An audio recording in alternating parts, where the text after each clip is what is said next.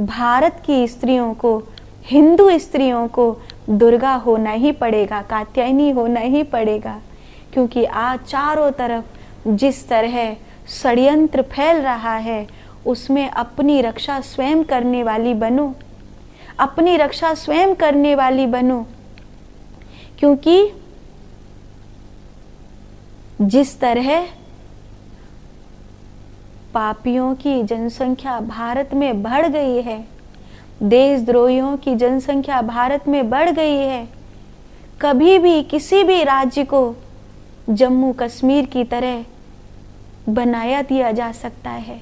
जैसे जम्मू कश्मीर में हिंदुओं का नरसंहार हुआ था, जैसे हैदराबाद में हिंदुओं का नरसंहार हुआ था, जिस तरह देशद्रोही पापी फैलते जा रहे हैं, किसी भी शहर में, किसी भी नगर में, किसी भी राज्य में ऐसी स्थिति आ सकती है कि अगर पुलिस और प्रशासन, अगर अच्छी राजगद्दी पर कोई अच्छा नेता न रहा, तो कभी भी ये लोग तलवार लेकर के निकलेंगे और बहुत बुरा करेंगे। जैसे कश्मीर में किया था, जैसे लाहौर में किया था, जैसे हैदराबाद में किया था, जैसे अभी बांग्लादेश में किया, ऐसा पूरे भारत में तुम्हारे साथ ना हो, उसके लिए स्वयं को सशक्त करो।